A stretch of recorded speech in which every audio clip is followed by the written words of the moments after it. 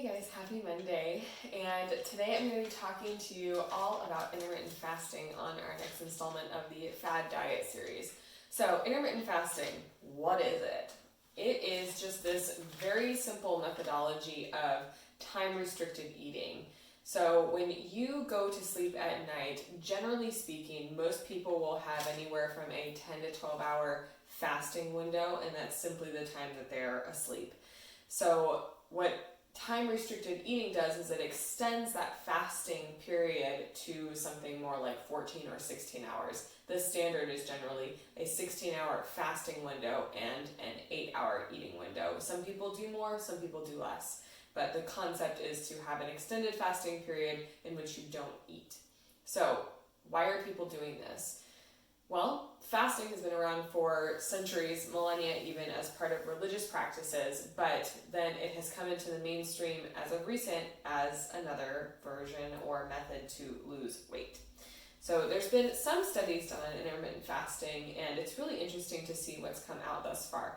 Most of the studies done on intermittent fasting are A, done on men, and B, very, very small groups. I've linked a couple of articles down below. That in one of them shows that they interviewed and had like over 600 people apply for this study, but ultimately they were only able to get 8 men in the group that were in this pre-diabetic categorization that were eligible for this study. Now, one thing I do want to note, nutrition in general is extremely difficult to study in humans because in order for it to be done properly, you have to make sure that you are controlling for all variables, or as many as possible. And so when you're controlling for those variables, you are controlling for every single thing that these people eat. So maintaining studies on any group of people infers that you are going to have to make sure that they are only feeding the food that is being provided to them. And so conducting that type of study is very difficult. There are reward studies that have been done in that fashion, but it's very, very difficult to get large numbers of people to comply with that type of study because of the restrictive nature of it. So anyways, in terms of doing studies on intermittent fasting, it's hard to study it in general because of the nature of studying nutrition.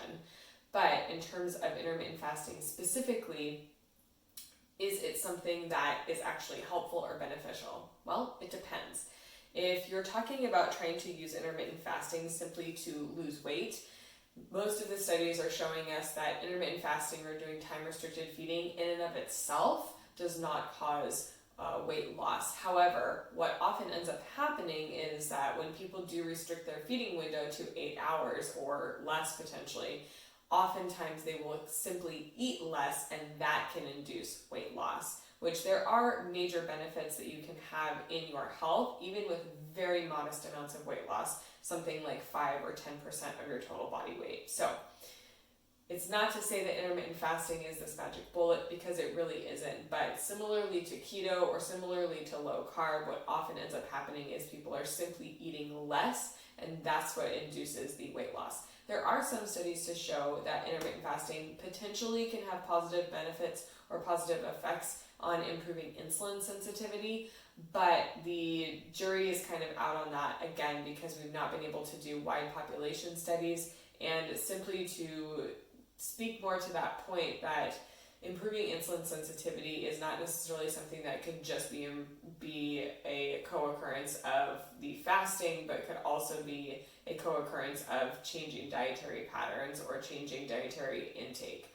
So in my opinion, as a nutritionist, I think that most people would benefit far more by just simply improving what they are putting into their bodies, rather than thinking so deeply about when they are putting it in their bodies. Now, paying attention to circadian rhythms is very important, and it's important that you're not simply eating in the middle of the night, because what you're trying to allow the body to do during its sleep time is to rest and digest and allow it to do its thing. Whereas if you're attempting to put more fuel into the tank, you're not letting your body do what it wants to do naturally, especially during the middle of the night. But generally speaking, my goal is always for people to be really in touch with their hunger and fullness cues.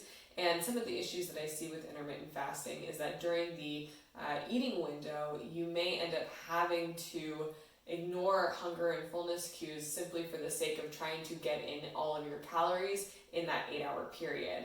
Conversely, it may also help you get more in touch with your hunger and fullness cues during the fasting window. So it's kind of a either or, it just depends.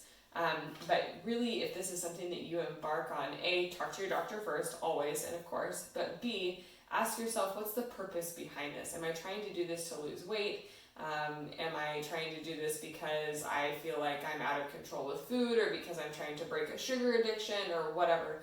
Like, really ask yourself, what's the purpose?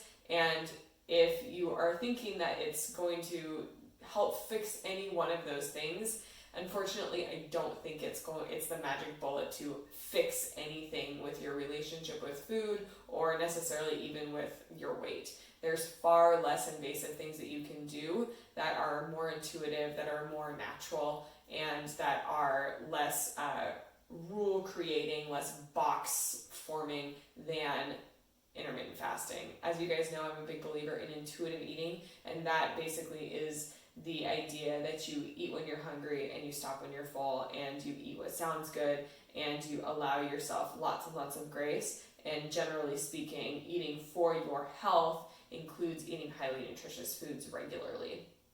So in terms of using intermittent fasting for men and women, or men versus women, there are some differences to keep in mind. Like I was saying before, most of the studies done on intermittent fasting have been completed on men, which is great, but men and women have very different hormone profiles. Obviously, the female hormone cascade is vastly complex, and women need regular refueling, and our hormones are very contingent on our metabolic health.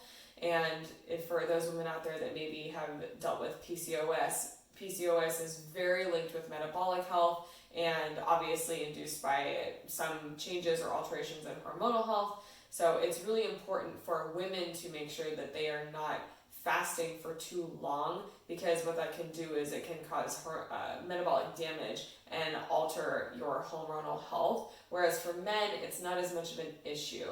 But women, our hormones and our little bodies are a bit more sensitive to fasted windows, large fasted windows. So generally speaking, for women, unless there is a very specific reason, I personally don't think that doing a restricted eating window to anything more than 8 hours, or anything less than 8 hours, is necessary or even really healthy. But again, it's something that you can talk to your doctor about, but I don't necessarily recommend my clients doing that unless there is a very specific reason, or unless we can deduce that it is something that their doctor wants them to do.